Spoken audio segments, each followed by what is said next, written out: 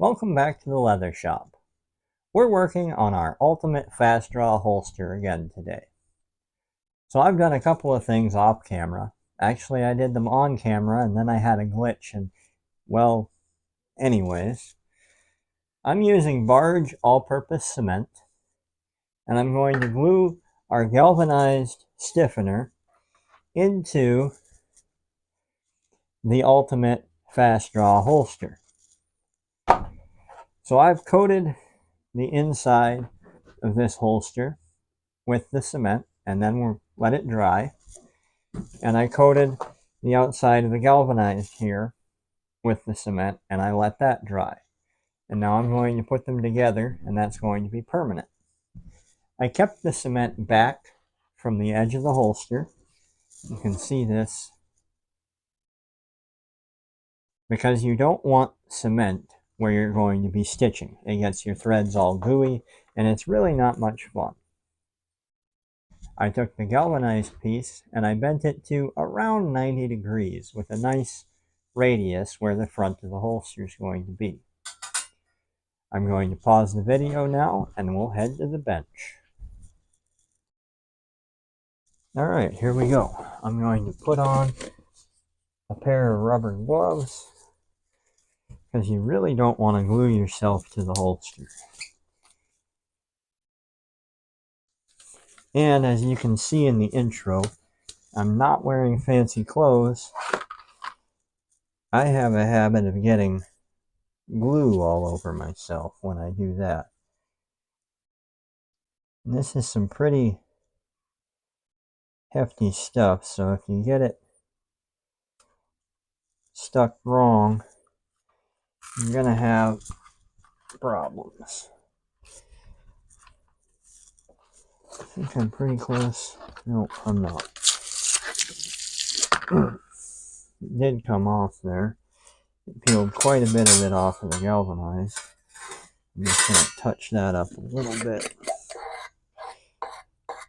This is probably the last holster build series, the first and the last holster build series that I'll ever do on YouTube. Because filming and working isn't very easy. And you only get one take. I can't just retake if a take doesn't go well. Because obviously I've done something to the holster and I'm no longer at that point. So bear with me here as we build this holster together.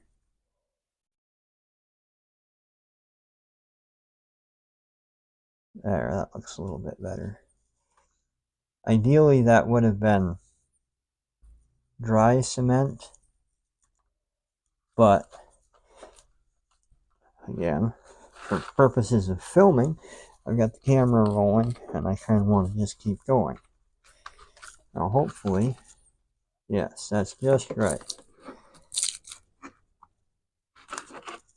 And you want to wrap that around.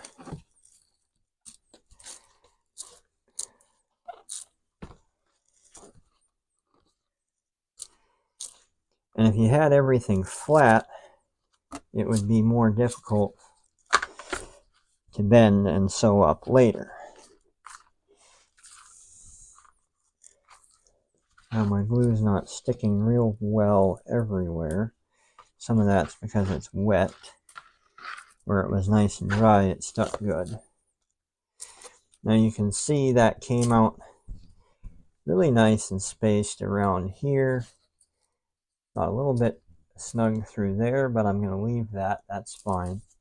Then over here, we pushed way out past the edge of the holster.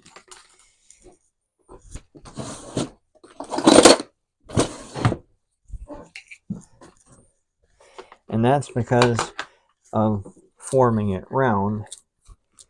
Your material length changes quite a bit. And I expected that. I'm going to take this clippers. I'm just going to nip off about a 1/4 inch.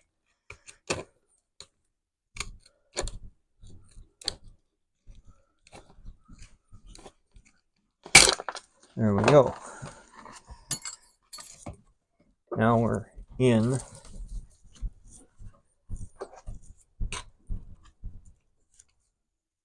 Take that sharp corner off there and retrieve it and get these in the garbage can so the dogs don't get a hold of those pieces of metal. It's not perfect placement, but it's pretty good. And it's inside the holster. The main thing is you want this stiff through there. I wish that hadn't peeled apart so bad. It's going to make putting it together a little bit more difficult. I'm just going to add some glue.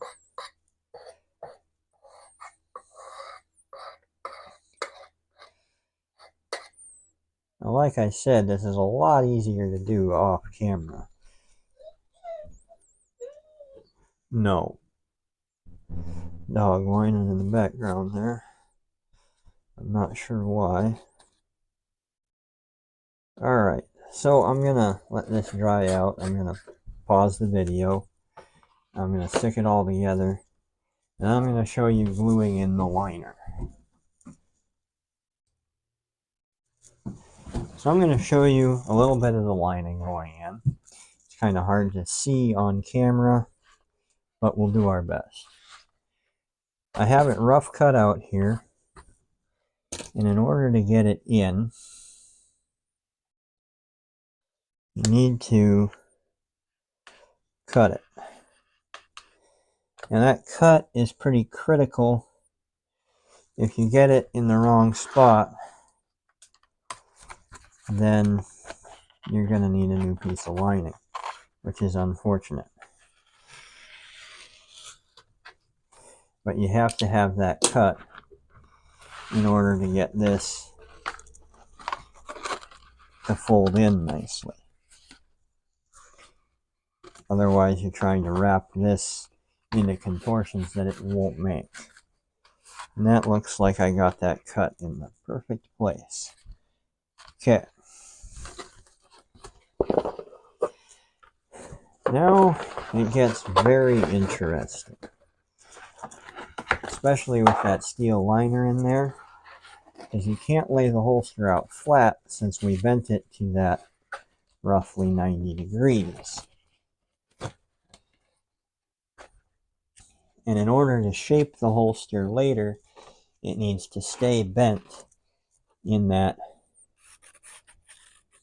about 90 degree bend. So what I'm going to do, I'm going to trace the skirt out here so that I know about where to glue.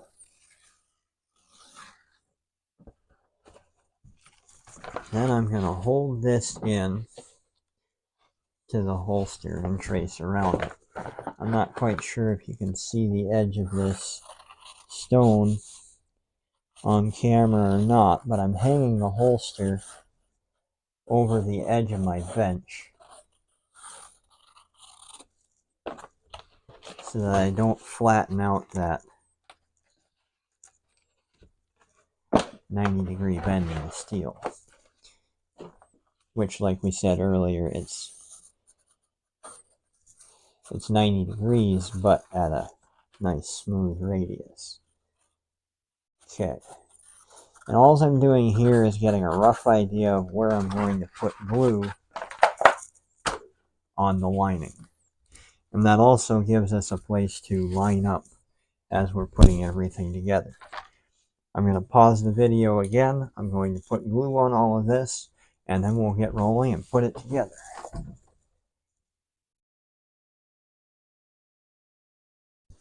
I let the glue dry for a while, and now I'm going to put the lining leather and the holster together. This doesn't always go as planned, and it might take a couple of tries, so bear with me. You want to make sure that you're covering everything.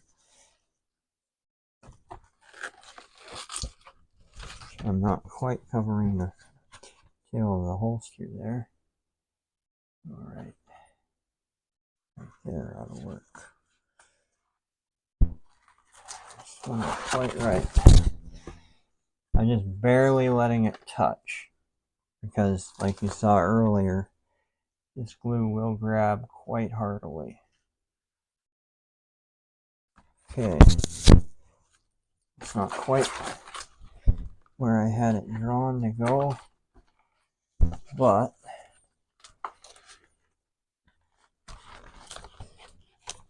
you can see by my pencil lines there that that's not quite where I had originally intended, but that knife cut is fine. And this is why you never cut your lining leather to the exact size of the holster, because getting it cut out to the exact size of the holster and then gluing it in, well, you're just going to hate yourself. That's just flat out the way it's going to be. You're going to hate yourself. Now I'm done with my gloves. Grab my stitch groover, and I'm going to show you how I do the stitch grooving. Find the pieces to it here. Here it is. Got it set up for edge creasing right now.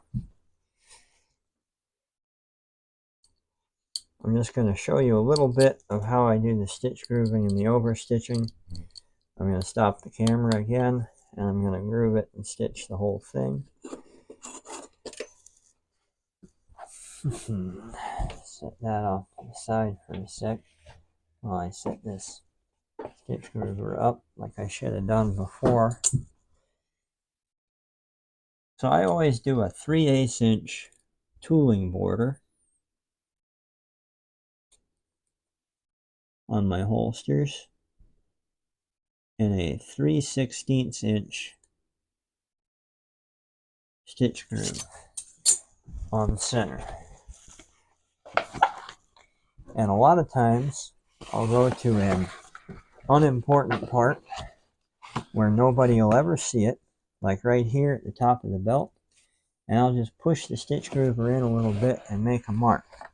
And that's not quite centered. Just tighten that up a little bit. Make another mark. That looks pretty nice. So then you just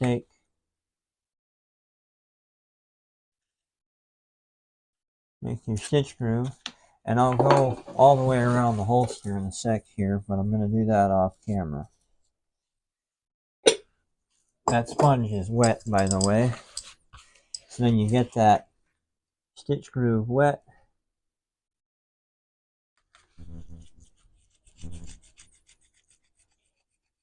I do this pretty carefully to where it doesn't get off a tooth. It's easy to let it skip a tooth, and then you won't get the overstitch marks. And that's going to show you where to sew with the hand sewing. I'm going to pause the video again. I'm going to groove the whole holster and overstitch it all, and then we'll get rolling.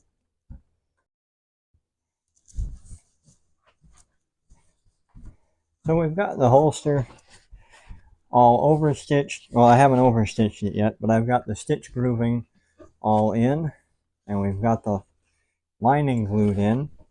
When you're overstitching the holster, the one thing to keep in mind is that the back side of the holster does not need any overstitching because it's going to be stitched through the front and out the back side.